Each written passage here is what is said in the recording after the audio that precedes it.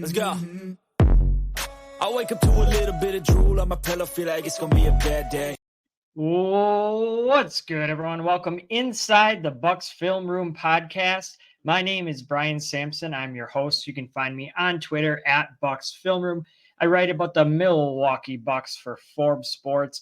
The goal of this podcast is to help you understand basketball at a higher level. We like to do some deep dives into different sets and schemes and strategies. This is really your Bucks podcast for smart basketball fans. So really appreciate you all tuning in here. As you can see behind me, if you're watching this on YouTube, got a nice new setup here, a little gift from Santa that I finally got to putting up. So a little extra flair on video. If you're listening to this on Spotify or on Apple Podcasts, I recommend that you go to the YouTube channel at Bucks Film Room and check it out. It's pretty nice gig, if I don't say so myself. Today, we're going to recap the trade deadline for the Bucks. I know you're probably listening to this on a Monday or Tuesday. The trade deadline was on Thursday. The Bucks made some small moves, some moves on the margins, but still notable ones. And then we're going to talk about buyout candidates, since we're in buyout season right now. That's about the time of the year that we are at. So let's just start back with the trade deadline. On Thursday, the Bucks made two moves. First, they acquired Patrick Beverley from the Philadelphia 76ers in exchange for Cameron Payne and a 2027 second-round pick. Remember, they had 2 second-round picks to give out. Their own 2027 second, which is what they included in the deal. But then they also had the much more wanted 2024 Portland Trailblazers second round pick, which is predicted to be or projected to be right now about 35th overall. So that's a pretty nice trade chip that they will now hold and be able to combine with a first round pick or 2 or 3 in the upcoming draft. We're going to do a different episode where we dive into that. I was trying to lock in a guest over the weekend, just scheduling conflicts, things didn't work out, but we're going to dive into on a different pod. What can the Bucks trade? What salaries can they aggregate? What is that going to look like for them on draft day? Because I think they can do some pretty neat things now. So Patrick Beverley is now on the Milwaukee Bucks, and then Milwaukee also opened up a roster spot by trading Robin Lopez and cash considerations to the Sacramento Kings. So that makes them a player in this year's buyout candidate. We're going to dive into that a little bit later here. First, I just wanted to talk about Patrick Beverley. I think when you just look at his box score, his on-the-court impact, it seems to be pretty minimal. He will mostly spell Damian Lillard, which we know right now is about 13, 15 minutes a night. Come playoff time, Damian Lillard, I would expect him to be playing closer to 38, 40 minutes per game. So that makes Beverley's role as the backup point guard even less than that. He will share some minutes with Lillard, which will be interesting because Beverley's only 6'1". Lillard's 6'1", 6'2" as well. However, Beverley plays bigger than his size. He's an irritant. He's a pest. I think those are some words that were used to describe him by the Bucks right after Milwaukee traded for him. So that'll be really interesting to see how he not only spells Damian Lillard, but does he play alongside him? How does he do playing with Malik Beasley in the backcourt, with AJ Green in the backcourt? Milwaukee has some different options now that they didn't have with Cameron Payne. I advocated for Cameron Payne to sign with the Bucks. I thought he was a great signing with Milwaukee last offseason in the summer. It just didn't turn out. His defense, he wasn't able to hold his own on defense, wasn't playing as well offensively, but he was a great culture guy. Always having fun on the sideline, great locker room presence. So Milwaukee at least did him right, given that he's a veteran, and sent him to another contending team. I guess Philadelphia is contending. If Joel Embiid comes back, they're a contending team, but otherwise they're just kind of, we'll see how they do. But that was nice of them to at least not send him to the Siberia of the NBA, give him a chance and reward him sort of for signing with them last offseason. So Beverley, his impact was really immediately felt. He's, I think, already a fan favorite after only playing one game. And you could argue he's a fan favorite before he even stepped on the court in that first game on Friday night against the Charlotte Hornets. He tweeted out something like, "Can somebody tell Cam Payne to take a physical? Because I'm trying to play tonight." So Beverley really wanted to get on the court. We saw before he even stepped on the court in the game, he took Doc Rivers' clipboard and was having a pretty animated discussion with Brook Lopez. They were going through something. Beverley is just very animated in general. I think everything he does is animated. He likes to talk a lot to his teammates, to the opponents, to refs, fans, everyone in between on his podcast. He likes to really chat, which I think is a good thing because Doc Rivers, I believe his last week or 2 weeks ago, was talking in the media and said that the Bucks called themselves a low talking team, which defensively you have to have that communication. There's never, ever been a good or great or elite defensive team that was low talking. You need communicators out there. Pat Bev is a communicator. He can help fill that role. Him and Brook Lopez, you got two guys now who do a great job of talking. Jay Crowder as well. So they have another communicator on their defense, which I think will pay dividends. We already saw them shut down the Charlotte Hornets, which, yeah, it's the Charlotte Hornets, but also that's what you're supposed to do to bad teams. You're supposed to dominate them like that. And I will give them their flowers for whooping the Hornets. That's not something that they've done all year. They've struggled with these games that they should have won, just kind of cruising through. So it was a good thing. So Pat Bev, his impact was felt immediately, even before he stepped on the court. When he got onto the court, the fans were going crazy for him, loving him, cheering him. You could even feel the players' intensity level pick up a notch. They know that when he's on the court, he's not going to allow them to slouch or to slump or not play hard, that they have to go hard all the time. So that crowd picked up their energy as soon as he entered. The players picked up their intensity, which was great to see. Milwaukee went on a quick 6-0 run as soon as he entered the game. Bucks got a stop. Giannis brought the ball up the court, was going to the left elbow, about to attack. He spun back to his right, found Jay Crowder open on the right wing. Crowder hit Pat Bev with a bounce pass, who was open in the right corner, and Bev took his time, lined it up, and knocked it down. He's not the greatest shooter, but that was just a great way to start his Bucks career. Next possession down, Milwaukee got another stop on defense, came back through. Giannis found Bobby Portis for a three this time. Crowd going crazy. Players are amped up. Hornets had to take a timeout. They were down 8 when Pat Bev entered the game with about 2 minutes and 28 seconds remaining in the first quarter. Quick 2 possessions later, all of a sudden they were down 14 points. That was really, really great to see. And I look forward to more of that. The Bucks on Monday night have a tough game against the Denver Nuggets. Then they have a back-to-back with another game against Miami Heat on Tuesday. The Heat are banged up. Butler missed Sunday's game due to personal injuries, a death in the family. Josh Richardson left the game on Sunday with a sprained ankle.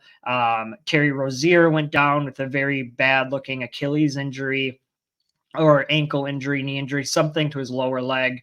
And then Martin appeared to sprain his ankle at the end of the game, but was able to tough it out. So they're going to be shorthanded, but anyway, I digress. The Bucks have a tough game. They're going to need Pat Bev's energy. They just lost to Denver last week in Denver, with Nuggets making pretty easy work of the Bucks. Chris Middleton looks like he'll be out at least through the All-Star break. So Pat Bev is going to need that energy. He's really going to need to bring it. The Bucks are going to need everything that he has, both on the court and that intensity level that he brings and that his teammates picked up on as well. So that I like that move. It's a good move here. We'll see how it goes the rest of the season. Pat Bev has a tendency of kind of wearing on people quickly, but Milwaukee seems to be open. Of course, there's that issue with Pat Bev and Damian Lillard in the past. Both guys, though, separately said they're ready to move on from that the goal of winning a championship is bigger than whatever personal beef they had in the past. So that's good to see that they're ready to move forward with that. Next, I wanted to talk about the buyout market and go through give or take 13, 14, 15-ish candidates that Milwaukee might be interested in. I broke them down into several groupings just based off of position. So we have backcourt, we have wings, and we have bigs. And there's about 4 or 5-ish players in each of those groups that Milwaukee can target. Like I mentioned at the top of the pod, the Bucks traded Robin Lopez to the Kings, and then he was waived by the Kings to create a roster spot, which I think was smart. I wondered what they were doing at the beginning of the year when they filled all 15 roster spots. That was kind of an interesting move knowing that this buyout market would be coming. So Milwaukee now has an open spot after trading Robin Lopez. Just a reminder, they are considered still a second apron team, so a team that's over the second apron of the NBA salary cap, which means they can't sign any player who's waived who's making more than the mid-level exception. So if any player is making $12.4 million or more this season and they get waived or released, the Bucks cannot sign them. That's one of the new rules in the salary cap from last year, in the CBA from last year, I should say. So and that's just something to keep in mind is the Bucks have a little bit of a smaller group of players they can target. We've already seen some players sign. Spencer Dinwiddie signed with the Lakers. It looks like Marcus Morris is going to sign with the Minnesota Timberwolves. And then there's one other player that was signed. I forget who. But anyway, so there's already been a couple of players that have signed. Oh, Kyle Lowry with the Philadelphia 76ers. So as far as players that the Bucks could or should target, these are guys that some of them have already been waived. Most of them have not. So it's just speculation on my part. Potential candidates. We'll start with DeLon Wright of the Washington Wizards. He was rumored to be on the trading block for Washington as they were doing this rebuild. They probably tried to get a second round pick considering he's a free agent after this year, but were unable to do so. I don't know if they'll release him or not, but he would be near the top of my list. I know Milwaukee already addressed some of their backcourt issues with Patrick Beverley, but having DeLon Wright in there, he's bigger. He's 6'5". He can play alongside Bev. He can play alongside Lillard, alongside Beasley. He can handle the ball, give him another ball handler, give him another guy who can guard multiple positions, can guard ones, twos, maybe some threes if you push it. A couple years ago when he played with Toronto, he was a really good defender, and he's not quite to that level anymore, or still, I should say, but he can bring it defensively. He'd be another defensive upgrade for the Bucks. His shooting is definitely questionable. How would that work out in the playoffs? Teams would definitely ignore him on that end. So that would be interesting to see how that all plays out. But DeLon Wright, he's the first guy. He's definitely near the top. Next, I have Shake Milton. We actually have a bunch of Pistons guys. I don't know what Detroit is doing at the trade deadline. They just traded for a bunch of different players and then end up having to release a bunch of guys. So I have Shake Milton, who's still on the Pistons after being traded from the Minnesota Timberwolves. And then next up, I have Killian Hayes, who started, played like 30 minutes, scored like 30 points or something, had a great game, and then was waived by the Pistons. So those are my next two. Shake Milton, I don't know. He has a pretty good value contract, so I don't know if they'll move him. He's a nice little scoring guard, can play some defense. Killian Hayes cannot score. Not a good offensive player. He's a good defensive player, though. He's still young. Hayes might be more of a buyout candidate for a rebuilding team, somebody like the Spurs or somebody else who's rebuilding, maybe not for the Bucks because he can't really help them come postseason, come playoffs, but he would just be an intriguing guy to look at long term. The last guard that I have is Kira Lewis Jr. of the Jazz. Again, he's in the same category as Hayes, as a younger guy who's athletic, can play some defense, but is probably better for a rebuilding team. So of these four backcourt guys, we have DeLon Wright, we have Shake Milton, we have Killian Hayes, and we have Kira Lewis Jr. I would put DeLon Wright clearly in a tier of his own if you're looking at targeting a backcourt guy. Milwaukee might look to go for a wing or a big over backcourt at this point, but I think Wright would be up there as far as an option, just given his size and defensive versatility and ability. So those are the four backcourt guys. Next, I want to touch on wings. We have 6 wings here. We have Cedi Osman, Daniel House, Otto Porter Jr., who is a wing, kind of a forward, could maybe play a small ball for Furkan Korkmaz, and Wes Matthews. So those are the guys that I have on the wings. Let's start with Cedi Osman. This is kind of a pipe dream, and he's another guy who I think would he would balloon up to the top of my list if the Spurs were to waive him somehow. He has good size on the wing, is an average, maybe slightly above average defender, can shoot a little bit. He has postseason experience playing with the Cavs the last couple of years. So he would be a guy that I would put up there as just gives the Bucks some additional size on the wing and skill that they don't have right now. he would really be probably one of the favorites of mine, just overall of all these guys or anybody who could potentially become waived. As far as a guy who could make an impact, there's definitely a spot for him in the rotation right now with Chris Middleton being out. Jay Crowder, he looks okay. Jay Crowder's had some good scoring moments. I still worry that he's lost a step or two, three on defense. So Cedi Osman, another guy that I really like. Daniel House, here's another Pistons guy. He was already waived by the Pistons as well. Theoretically, he looks good. I mean, he's athletic. He has a reputation as a shooter, but isn't really that good of a shooter. But he'll chuck. So he's another guy who would be interesting. Otto Porter Jr. with the Utah Jazz. I'm guessing he will get released. That would be an intriguing ad. He played this role with the Warriors when they won the championship a couple of years ago that I think a lot of fans and analysts want him to fill now. I don't know that he's that type of player. He's lost a step or two. I don't know that he can make that same type of impact that he did with the Warriors, but he would give the Bucks great positional flexibility. He's someone that you could roll out there. Like if Doc Rivers wants to continue trying Giannis at the 5, you could do Giannis, you could do Porter, Crowder, you could do Middleton when he comes back. There's a lot of different options where you just surround Giannis with 2 or 3 or 4 guys who are about 6'6", 6'7", 6'8", and add some additional size in there. So he'd be an interesting one as far as who the fans would like for the Bucks, but also how would he actually fit? He's not a great shooter. It'd be more of his defense that you would be looking for.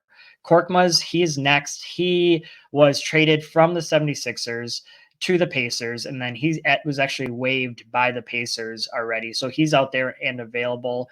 If Milwaukee really wanted him, they would have gone and got him already. Maybe they're waiting to see who is available, but he's a guy that he's an average shooter, but his shooting is not good enough to make up for his defense. He's a horrible defender out there. He's barbecue chicken. And his shooting, he can get hot and cold. We've seen some really good hot stretches where he makes it very difficult for opposing teams to guard him, but he also goes through a lot of cold stretches as well. So that's interesting with Korkmaz. Last on this wings list, I have old friend Wesley Matthews. He was not re-signed by the Bucks last year. Signed with the Hawks. It just hasn't gone as he or anybody has hoped as far as the Hawks record. And as far as how Wesley Matthews has played, I'm just bringing up his stats here. He really has struggled this year with his outside shot, making only 25% of his threes, which is an issue because that's really the only value that he provides on offense. And we've seen this dip. I'm just looking at it. We've seen this dipping now for a couple of years. In 2021, 2022, he shot 33.8% from the three-point line with the Bucks. Last year with Milwaukee, it was 31.5%. This year, it's all the way down to 25%, and he's only appeared in about 21 games. So that would be a concern for Milwaukee as far as his shooting. But last year, he looked like he still had it defensively. The way that he was working, Budenholzer saved him really for the end of the season. And the way that Matthews was working and moving on defense, he looked like he still had it. That would be interesting to see if he's somebody that Milwaukee would look at if he gets waived. He'd be a good wing defender. Doesn't have the size of some of these other guys that we've mentioned, but he works out there, has a familiarity, not with Doc Rivers' system in Milwaukee, but he has familiarity with the Bucks players, front office. So that would be another interesting addition looking at Wes Matthews there. So the wings recap: Cedi Osman, Daniel House, Otto Porter Jr., Korkmaz, and Wes Matthews. I would put Cedi Osman at the top there. Porter Jr. would be another interesting one. And then I'd have Wes Matthews below him. And then House and Korkmaz, not the most exciting additions for the Bucks. All right, we're going to wrap it up here with bigs. We have 5 bigs. We have Thaddeus Young, Danilo Gallinari, PJ Tucker, Kevin Knox, and Lamar Stevens. Let's just start at the top. Thad Young. I think he's another great addition for the Bucks, or prospective addition for the Bucks. He can play small ball 5 if you need him to. Probably play small ball 4 next to Giannis, or he can play the 4 next to Brook as well. He could probably fit in next to both of those guys. He's not going to protect the rim, so you wouldn't want him out there as your 5. You'd want him on the court, sharing the court with Giannis or with Brook Lopez. He does have active hands, though. He can move his feet. He can be really physical. He can be a very annoying defender in that way. Can even switch down and give some flexibility, switch onto threes, some bigger wings for a possession or two if it's needed. So he'd be an interesting addition to the Bucks, because if they sign him or any of these bigs, really, what does it mean for Bobby Portis? Portis would still get the first, second, third opportunity, but if he continues to go up and down, if he's in an extended slump, then they could look at one of these other bigs. Right now, they're a big short after trading Lopez, so if they're going to sign any buyout candidate, my money would be on one of these bigs or on a big. And none of them are going to be perfect. Thad Young has his issues offensively. Opposing defenses will just ignore him on that end, but he would bring some more defensive chops to the Bucks, give them another big-ish body. I mean, he's not like 7 foot, but give him a physical, thick body in there to look at. So that'd be interesting. Next on the list is Gallinari. Guess what? Another Pistons guy. How many is that? Do we have 20 Pistons guys on here? He was already waived by Detroit, so he's out there. He would be an interesting fit in Milwaukee, because if you go with him, you're waiving any ability to get stops in your front court with your bigs, because him and Bobby Portis would probably create one of the worst defensive front courts in the NBA. And Gallinari is another guy who's barbecue chicken out there playing defense. He can't guard anybody, but what you would get him for is to be a stretch 5. He would pull his defender away from the rim, give Milwaukee more shooting on the court, more ways to space the floor around Giannis. He still has his way to get his points and get buckets. So he would be an interesting ad, but not somebody that would be a defensive ad. Next up, we have PJ Tucker. This might be a pipe dream. This ship may have already sailed. It was reported by somebody over the weekend, I think, that Tucker was going to remain with the Clippers throughout the rest of the regular season, despite his issues with them and despite Los Angeles trying to trade him at the deadline.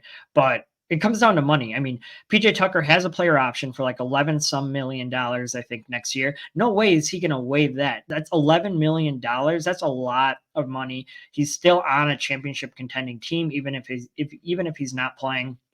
But unless he's willing to give up a ton of money, he's not going anywhere. The Clippers aren't going to waive him unless he gives up that player option. So that'll be interesting. But if he were, let's just play the what if game. If he were to be released and Milwaukee might be at the top of his list, that would be another interesting ad. Again, he's older. He's not the same player Milwaukee had for the 2021 run, but he could play some minutes. I mean, that would be, imagine this lineup. You have Pat Bev out there, Jay Crowder, and PJ Tucker all sharing the court. Yes, that's old, but that's a bunch of irritants, a bunch of knowledge, a bunch of smart defensive players who are going to grind out every single possession. That would be difficult for opposing teams to see, even if it's just for a few minutes a game. He can play alongside Giannis. We know that. He knows his role on offense, even though he's a liability out there. We saw how he was able to utilize his strength in the postseason, where when the shots goes up, he was in the short corner or in the corner and then coming down, crashing the board. So guys like Trae Young or Tyrese Maxey, if you're trying to hide him on him, he can bully him on the glass and get some of those rebounds. So that would be an interesting ad. Again, it's probably a pipe dream. It's all theoretical at this point. Does not look like he's going anywhere, but still a fun conversation to have. Last two, I have Kevin Knox with the Jazz. They made a trade with the Pistons to acquire him. It was probably less about Knox and more about the other assets that were exchanged in this draft. Kevin Knox has some good size and skill combination, but just has never been able to put it together consistently. I don't know how much he would do for Milwaukee. He again is another guy who maybe for a contending team, a rebuilding team, maybe a young rebuilding team wants to give him another chance. But Milwaukee, not so much. Last but not least, I have Lamar Stevens of the Grizzlies. Defensive-minded player, undersized player, but definitely would be a defensive boost in Milwaukee's front court coming off the bench. He probably would not play consistently. He'd be kind of a break in case of emergency type player, where Stevens would only come in if one of their other bigs are hurt or missing time or whatever, in foul trouble, whatever the case may be. but he is a defensive-minded player that the Bucks could keep an eye on. So the bigs, just to wrap this part up, Thaddeus Young, Gallinari, Tucker, Knox, and Steven joins the wings of Cedi Osman, Daniel House, Porter, Korkmaz, Wes Matthews, and join the guards of DeLon Wright, Shake Milton, Killian Hayes, and Kira Lewis Jr. Let me know, who do you want the Bucks to sign? Maybe it's one of the guys on the list. Maybe it's not one of the guys on the list. Leave it in the comments on YouTube, whatever podcast you're listening to. Hit me up on Twitter at Bucks Film Room. Let me know if any of these guys, who's at the top of your list. Maybe it's one of these guys, maybe it's not, but who's at the top of your list? Because it sounds like John Horst is going to fill it. He talked after the trade deadline about creating that roster spot so they could use it and fill it, not just to save money. So it certainly looks like Milwaukee is going to go ahead and fill that baby up, and we'll see who they go or what direction they go. He mentioned it's going to take a few days to figure out what the market is doing, who's going to become available. So they might just be taking their time, putting some feelers out there. Again, let me know any of those guys or who's at the top of your list for who you want the Bucks to sign in the buyout market. Wow. Well, thank you everyone for tuning in. Again, you can find me on Twitter at Bucks Film Room. Continue to drop these episodes multiple times a week. Appreciate